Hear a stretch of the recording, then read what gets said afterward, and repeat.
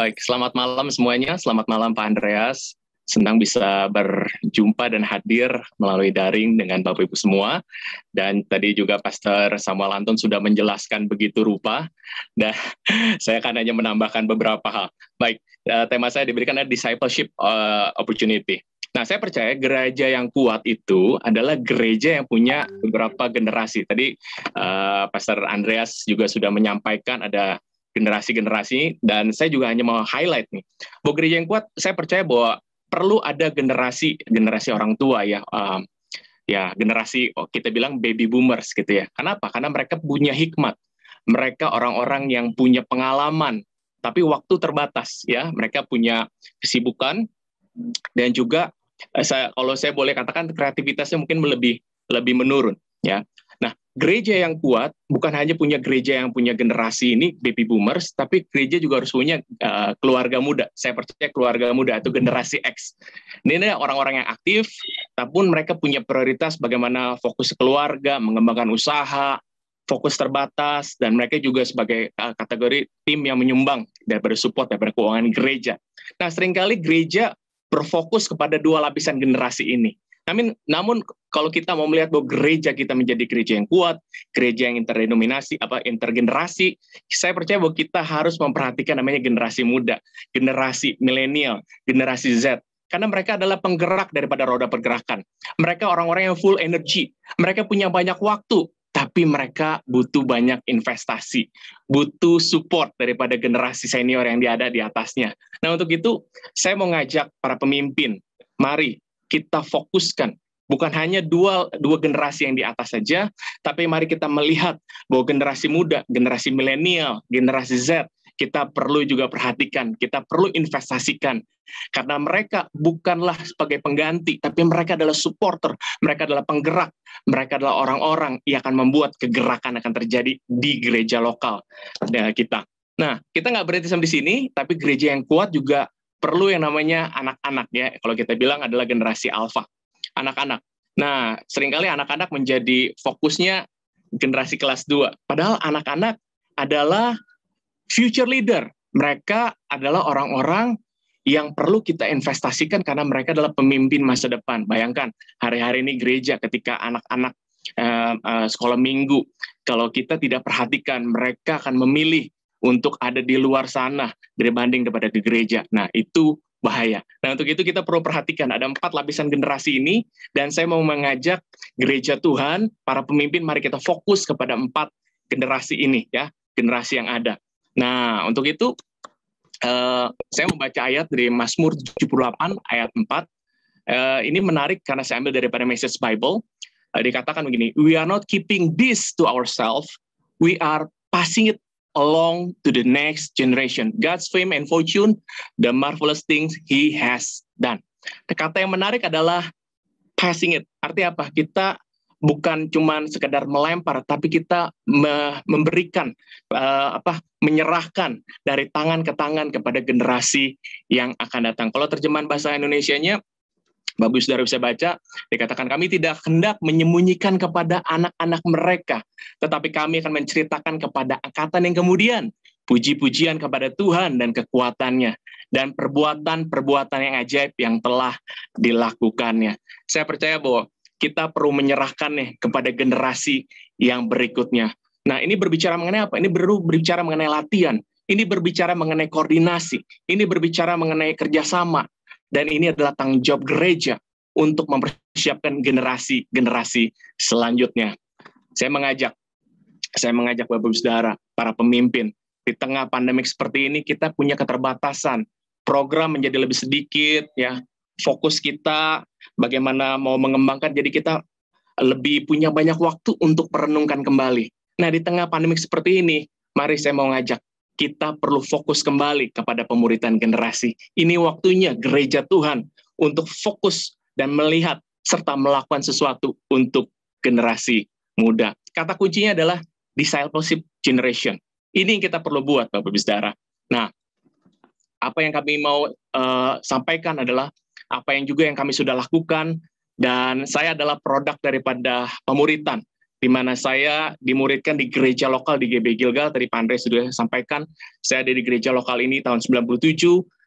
Ketika saya kenal Tuhan, saya dimuridkan, saya dilibatkan, saya diajak untuk bisa bersama-sama melayani generasi ini, sehingga saya mendapatkan hatinya, dan sampai hari ini saya dipercaya sebagai seorang pastor yang melayani generasi, mulai dari kelahiran sampai kematian, karena saya disiapkan untuk bisa melayani generasi di mana saya ada.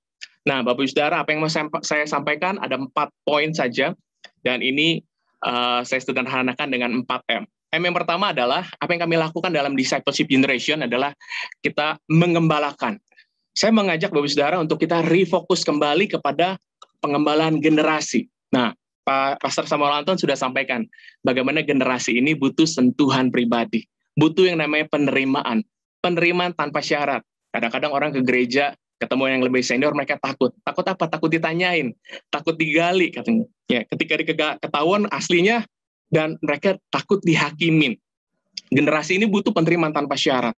Dan ketika kita bicara kita mengembalakan, artinya kita mulai dengan penerimaan, bahwa melihat setiap pribadi itu berharga, melihat setiap pribadi punya latar belakang, punya problem, punya tantangan, tapi itulah mereka yang perlu kita kasihi. Mereka perlu diterima apa adanya. Saya suka cerita diskusi ngobrol sama gamers. Saya tanya, kenapa sih kalian suka games? Kenapa sih kalian begitu into the games gitu ya, online game? Dan mereka cerita seperti ini. Di games orang nggak terlalu peduli latar belakang kita. Mereka nggak menggali-gali dan menghakimi kita. Sepanjang kita bisa perform, sepanjang kita bisa main yang baik, dan mereka menerima kita apa adanya. Sehingga kami lebih nyaman ada dalam online games dibandingkan dengan luar sana. Saudara, kalau kita sebagai gereja tidak belajar untuk menerima generasi ini, maka kita akan kehilangan generasi ini. Kita mulai dengan menerima anak-anak muda ini dengan apa adanya. Mungkin anak muda tidak punya pengalaman. Ya, mereka muda, banyak hal yang perlu dilatih, tapi mereka adalah orang-orang yang perlu kita terima dengan baik. Nah, mengembalakan artinya apa? Relasional, bukan transaksional. Relasional artinya hubungan, bagaimana kita membangun hubungan, sentuhan pribadi. Orang dengan yang satu dengan yang lainnya, pemimpin dengan orang yang dipimpin. Nah, seringkali kita menyamakan gini, hubungannya seperti gini, yuk kita meeting yuk, gitu. Yuk kita bicarakan pelayanan yuk. Bapak Saudara, sebelum kita menjamah hatinya, kita tidak akan dapatkan yang namanya pikiran dan tangannya. Sebelum kita membangun hubungan dengan seseorang, orang-orang yang kita muridkan ini, mereka tidak akan mendapatkan hatinya untuk bisa bergerak bersama-sama dengan kita. Nah, untuk itu saya mengajak gereja, ya, para pemimpin, mari bangunlah hubungan relasional, bukan transaksional. Bukan kalau ada maunya, bukan karena ada pelayanan, bukan karena ada pekerjaan. Tapi ini adalah sebuah hubungan yang perlu dilakukan oleh seorang pemimpin kepada orang-orang yang dipimpinnya, kepada orang-orang yang dimuridkannya. Saya mengajak para pemimpin, mari kita bangun yang namanya relasional ini, hubungan ini. Ya, call, ya, tanya. Tadi Pak Pastor Samuel Anton sudah sampaikan tadi bagaimana kita perlu connect sama orang-orang, ya. Kita hargai hari-hari pentingnya. Kita celebrate di mana dia ulang tahun, dia mengalami acara yang penting, kelulusan, banyak hal yang kita bisa buat untuk bersama-sama dengan orang-orang yang kita muridkan ini untuk mereka bisa digembalakan dengan baik. Saudara, kasih gift, ya. Lebih banyak mendengar daripada mengkhotbahkan, ya. Saya berapa kali mendengar gitu ya, orang-orang itu takut ketemu pemimpin. Kenapa?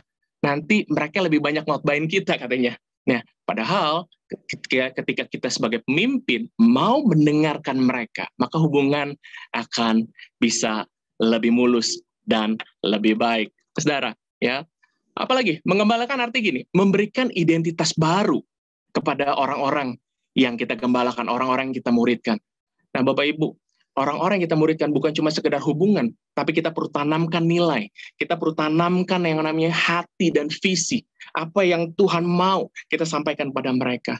Saudara, saya adalah produk daripada pengembalaan daripada Pastor Joan Mogi. Ya, ketika beliau membangun hubungan kepada saya diajak main, saya diajak hangout, saya diajak fellowship.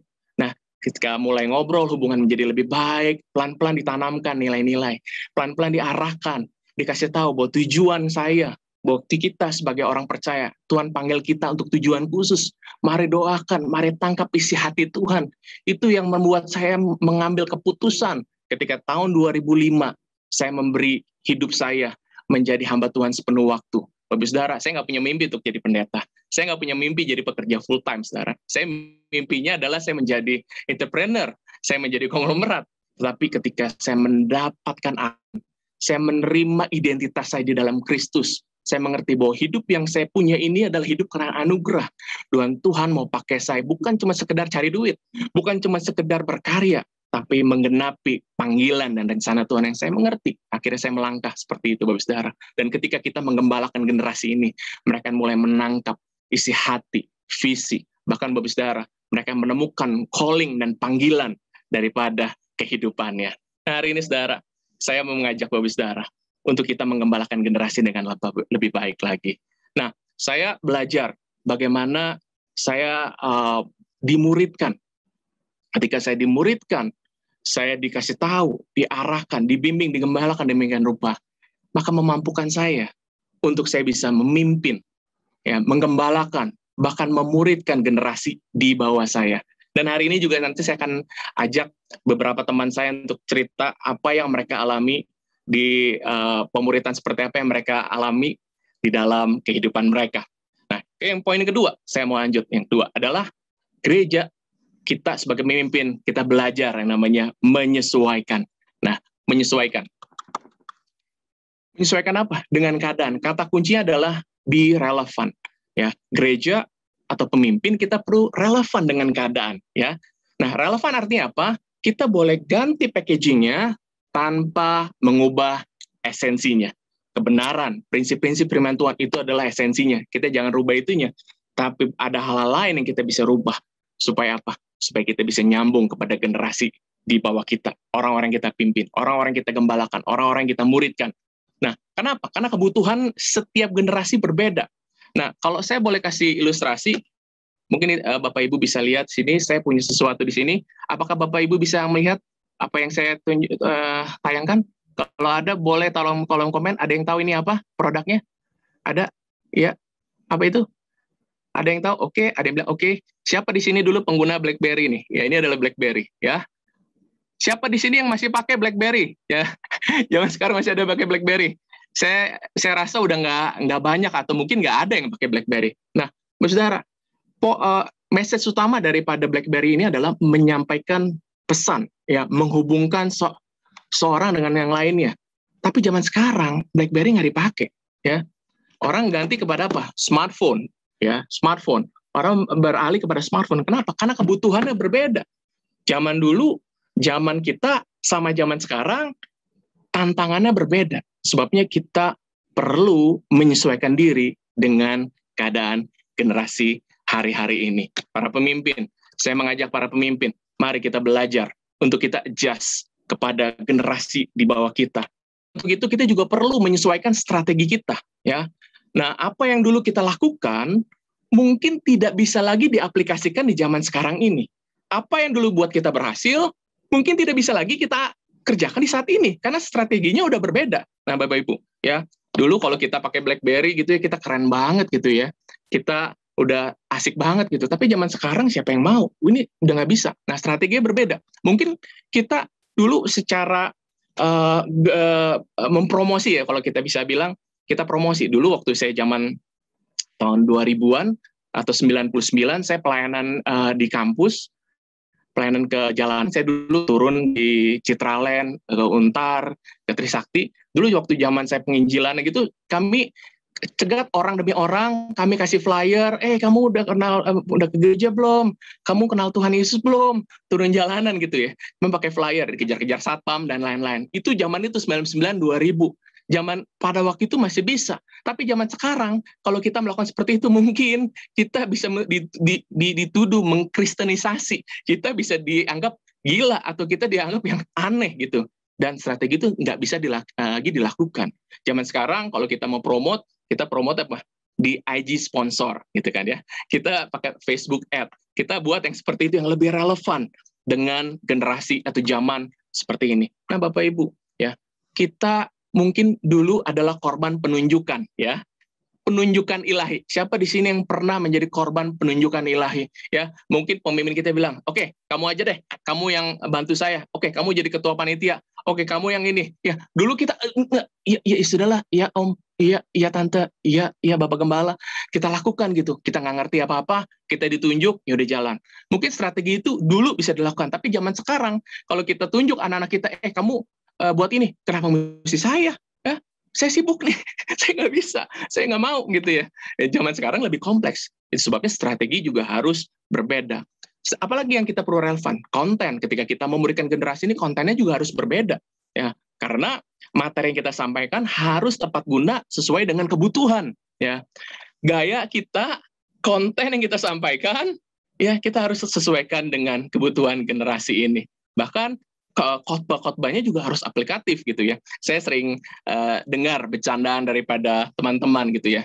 Kalau pendeta gitu ya, kalau saya dari GBI ya, mohon maaf ya kalau dari yang lain. Saya dari GBI, saya ngomongin GBI lah ya. Kalau di GBI katanya gitu, ada pembicara-pembicara yang kontennya katanya tuh, bicara khotbahnya tuh aliran sorga gitu ya. Kalau ngomong tuh sorga, sorga semuanya gitu. Kita yang dengerin gitu, kita lagi susah. Anak-anak lagi dibully di sekolah, ada yang diputusin pacar, dengarnya sorga, bunuh diri gitu dia, cepat-cepat aja ke sorga gitu ya. Nah, kontennya harus lebih relevan. Tapi ada juga katanya golongan yang darat ya, ngomongin darat mulu. Nah, saudara, ya temukan bagaimana konten yang terbaik untuk bisa disampaikan kepada generasi ini yang menjawab kebutuhan dengan relevan. Sebabnya pemimpin, ya para pemimpin, saya mengajak Bapak Ibu Saudara, mari kita tidak berhenti untuk belajar, karena kita perlu terus belajar, katanya gitu ya. Leaders ya perlu banyak belajar. Kalau nggak berhenti belajar, artinya nggak bertumbuh lagi, nggak bisa memimpin, katanya seperti itu. Nah, itu sebabnya kita perlu belajar untuk adjust dengan generasi ini, untuk melihat generasi ini sebagaimana mereka butuh untuk ya dikonekkan dengan relevan yang kita bisa bangun. Sebabnya Bapak Saudara, kita perlu bangun tim. Mungkin kita terpaut usia jauh dengan orang-orang yang kita perlu muridkan, orang-orang yang kita perlu jangkau, orang-orang yang kita perlu gembalakan. Kita perlu bangun tim, karena kita nggak bisa lagi one man show. Generasi ini kita perlu tim. Nah, bahkan saya sebagai pemimpin, sebagai pastor, saya punya tanggung jawab adalah bagaimana mengembalakan pelayanan teens. Pelayanan teens di gereja kami itu usia 10-12 tahun. Kenapa? Mereka adalah anak-anak nanggung. Mereka kalau di sekolah minggu adalah terlalu gede gitu ya, mereka menjadi biang ramenya, tapi kalau mereka di youth, mereka jadi yang paling kecilnya gitu. Nah, sehingga ini generasi nanggung. Dan saya cuma melihat, ketika saya survei ke pelayanan kids, saya melihat anak-anak seperti ini, saya bilang ini dunianya udah berbeda nih. Dan saya perlu dibantu dengan tim yang lebih relevan untuk bisa menjangkau, lebih bisa connect sama mereka. Saya perlu membangun tim yang kuat. Nah, hari ini juga saya mau minta langsung tim saya namanya Michael. Michael adalah seorang koordinator di Teens. Mungkin Michael bisa sharing apa yang kamu lakukan untuk melayani generasi khususnya Teens ini. Mungkin admin boleh tolong bantu Michael. Oke, selamat malam Bapak Ibu semuanya. Jadi saya secara singkat mau share mengenai apa yang kita bikin di Teens. Jadi seperti apa yang Pastor Owen dia ceritakan, kalau ini adalah tanda kutip generasi nanggung, di kids kekecilan, tapi di youth kegedean. Jadi strategi apa yang kita buat ini, kita membuat sesuatu lingkup yang lebih relevan. Background-nya dari anak-anak ini adalah mereka itu, kalau anak-anak dari kids, mereka ke gereja karena ada orang tua mereka. Tapi background anak-anak youth, mereka pergi ke gereja karena teman-teman mereka. Jadi alangkah shocknya anak-anak ini kalau misalkan mereka punya background ke gereja karena orang tua, waktu mereka di youth, mereka tidak punya teman, mereka nggak punya siapapun yang bisa mereka ajak, dan mereka melihat orang-orang pada berkumpul semua, mereka akan merasa lonely, mereka akan merasa left out. Jadi kami bikin pelayanan Teens ini sebagai suatu jembatan untuk menjembatani anak-anak dari kids untuk bisa masuk ke youth. Jadi tujuannya itu, kata kuncinya adalah jembatan di sini. Jadi apa yang kita lakukan di sini adalah kita memperkenalkan mereka dengan sistem kumpul kelompok. Kita bikin ada namanya teens group. Jadi kita kumpulin mereka, anak-anak yang satu gender dengan umur-umur yang berdekatan. Kita punya klaster 10-11 tahun dan juga 12-13. Kita kumpulkan, kita ketemu mereka seminggu sekali, dan di sini kita sharing firman Tuhan, latih mereka untuk bisa sharing, latihan mereka untuk bisa cerita, untuk open up. Dan ini pun bukan sesuatu yang mudah Bapak Ibu, karena anak-anak ini untuk mereka bisa ngomong, awalnya mereka tanya, apa kabar semuanya? Diam. Tapi Saya percaya kalau kita buat ini terus-menerus, ini akan menjadi suatu pola yang kita bisa bangun ke anak-anak ini untuk mereka mulai berbicara, mereka mau sharing. Karena anak-anak mereka biasanya hanya keep something for themselves, tapi mereka nggak pernah bisa sharing. Jadi kita buat pola ini dan juga kita sesuaikan untuk message-nya, kita combine dari message yang kids dengan cara penyampaian youth. Jadi ini yang kita lakukan di Gilgal Teens. Saya kembalikan pada Pastor Owen. Bapak Ibu, ya tebak Michael tuh usianya berapa? Ya, ada yang bisa tulis nggak di kolom komen? Ya, Michael usianya berapa? Dia masih punya muka wajah anak remaja gitu ya. Jadi Bapak Ibu 14, terima kasih ya, 17 ya. Oke, 1925. Oke, Michael, kamu yang benar usia berapa Michael? Aku 28. 28 tahun tuh lihat.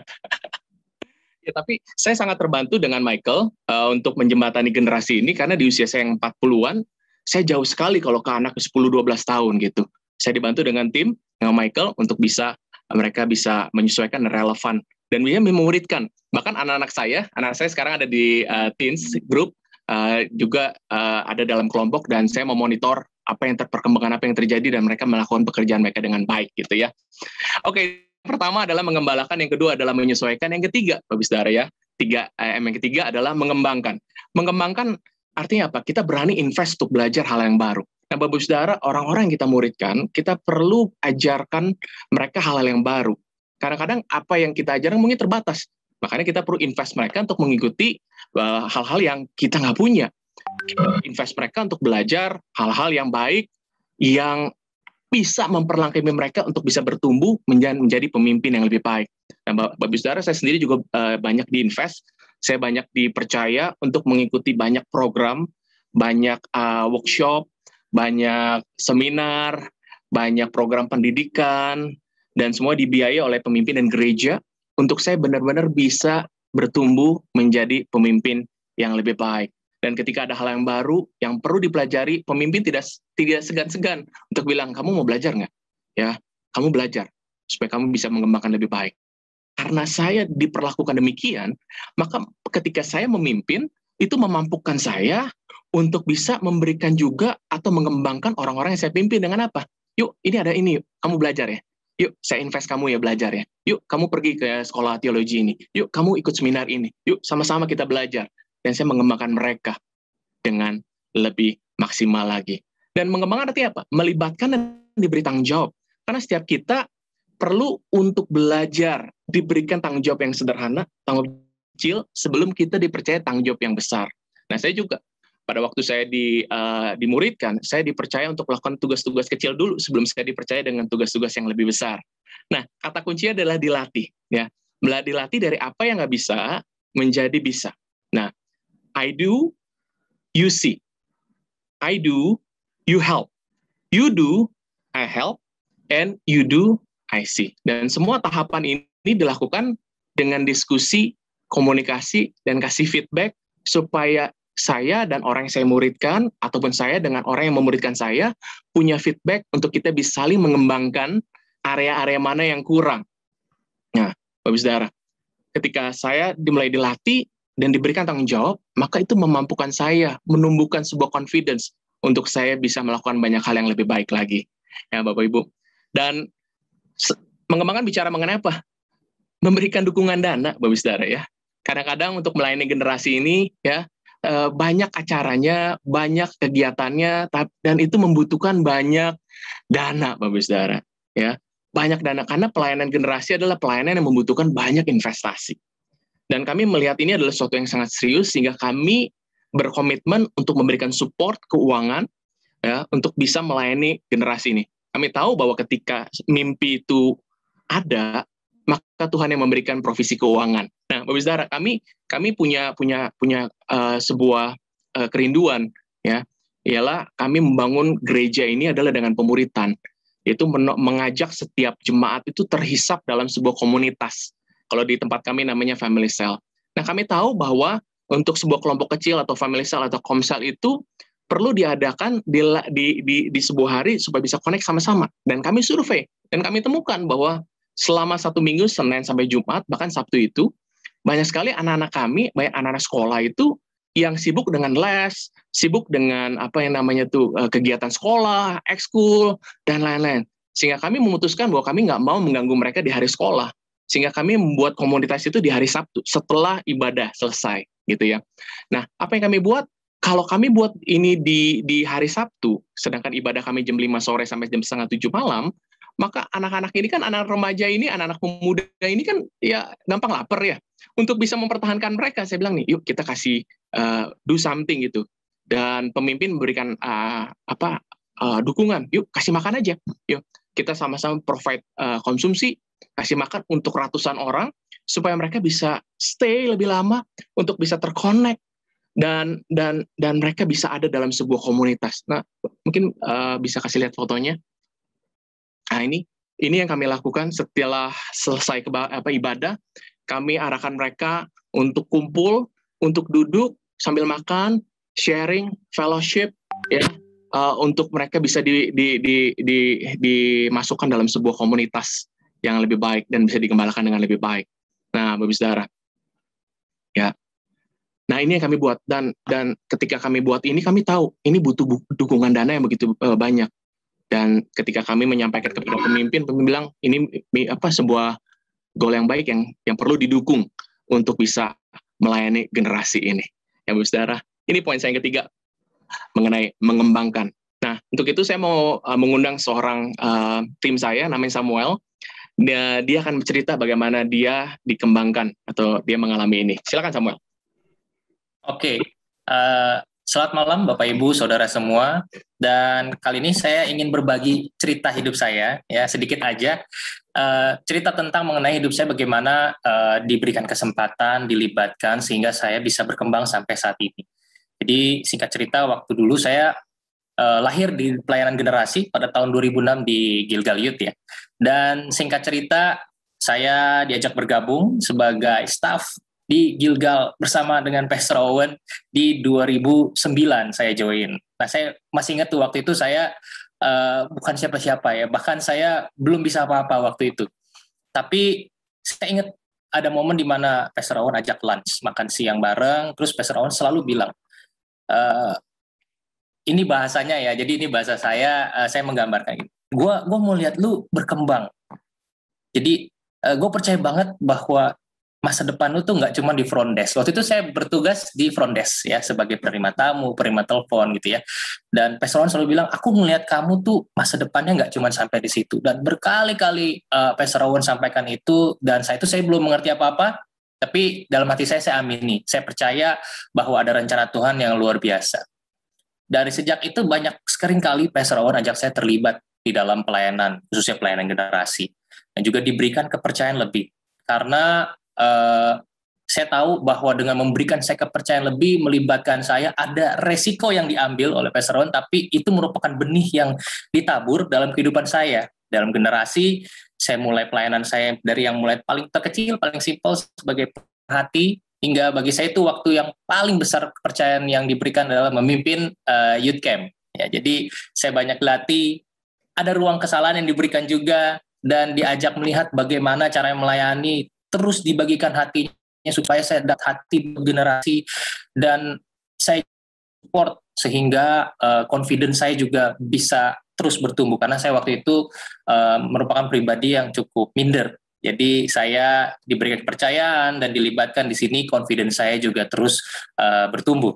Dan sampai juga saya diberikan kepercayaan untuk bisa menyelesaikan studi di School of Theology di City Harvest Church Singapura, dan ini juga merupakan yang tadi Pastor Owen sampaikan, untuk support dalam bentuk dana, karena ini merupakan investasi yang besar, dan akhirnya saya bisa menyelesaikan dengan baik, puji Tuhan.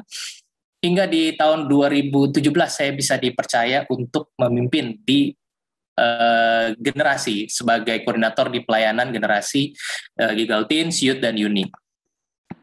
Hingga sekarang saya dipercaya untuk jadi bagian dari tim pastoral juga bersama-sama dengan Pastor Owen, dan saya pun masih tetap belajar dari apa yang Pastor Owen lakukan. Saya tetap belajar, saya tetap bertanya, saya tetap look up beliau sebagai seorang pemimpin, karena sudah begitu banyak hal yang diinvestasikan dalam kehidupan saya, dan beliau juga memberikan beberapa kali kesempatan dan kepercayaan, dan sampai hari ini saya bisa ada di sini ini karena kemurahan Tuhan, dan saya berucap syukur karena ada seorang mentor, seorang bapak rohani yang mau memberikan waktu, tenaga, pemikiran, perhatian, sehingga mau melibatkan saya dan juga berikan saya kesempatan untuk bisa maju bersama-sama buat Tuhan dan juga buat melayani generasi.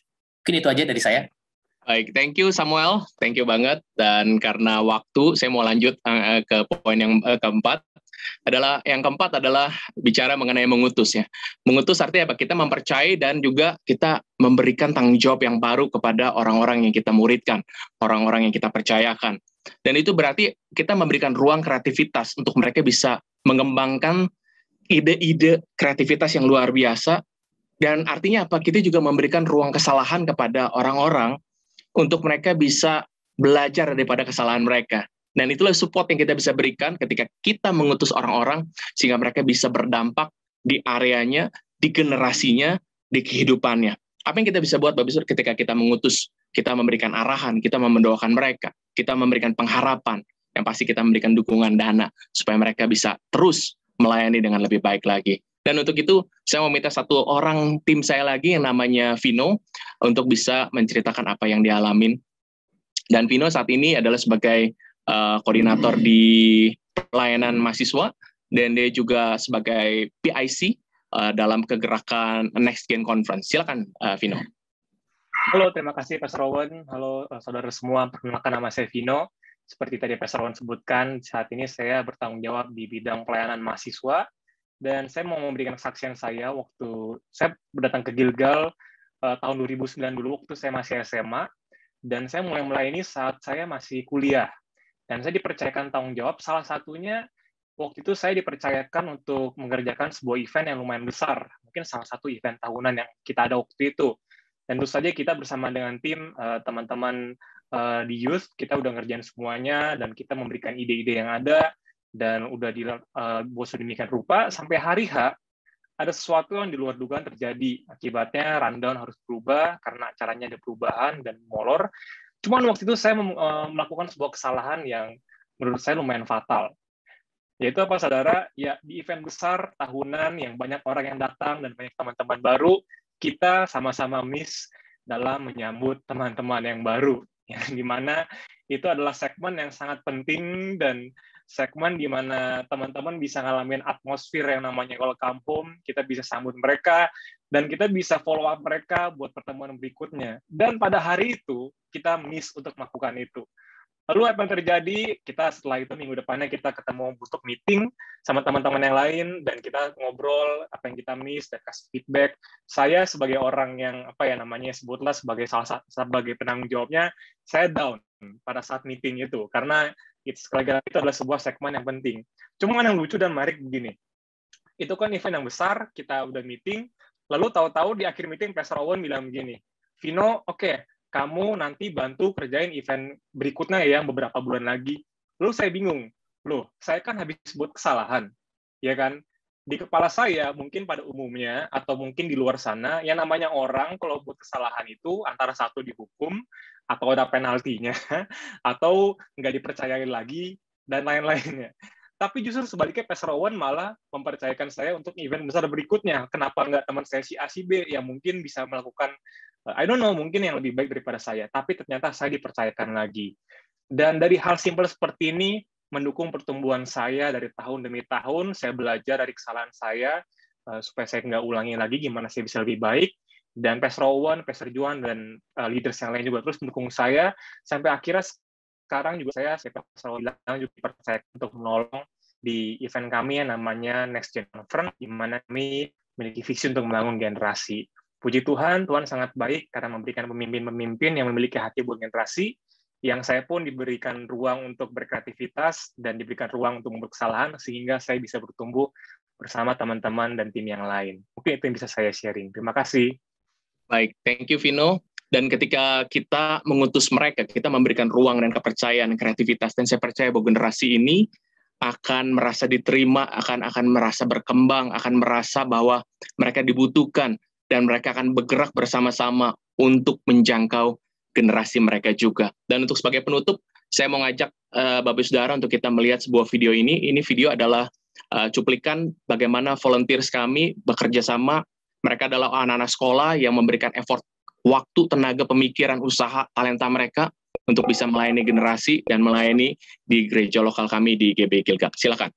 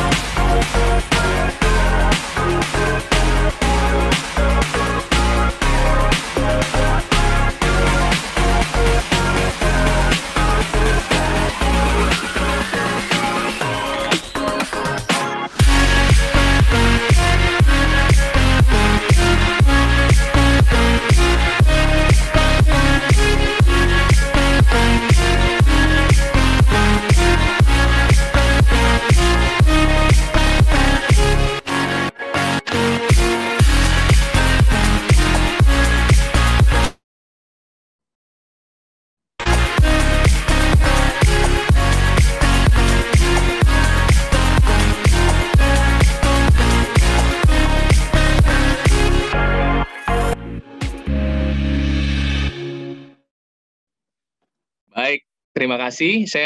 Saya mau mengajak Bapak Saudara, inilah kesempatan kita untuk kita refokus pada pelayanan generasi. Muridkan mereka, karena mereka adalah bala bantuan, mereka adalah penggerak daripada anak-anak muda, dan inilah waktu kita untuk investasi kepada mereka. Dan saya percaya apa yang saya sampaikan bisa memberkati Bapak Saudara. Terima kasih Tuhan memberkati, dan saya serahkan kepada host untuk acara selanjutnya.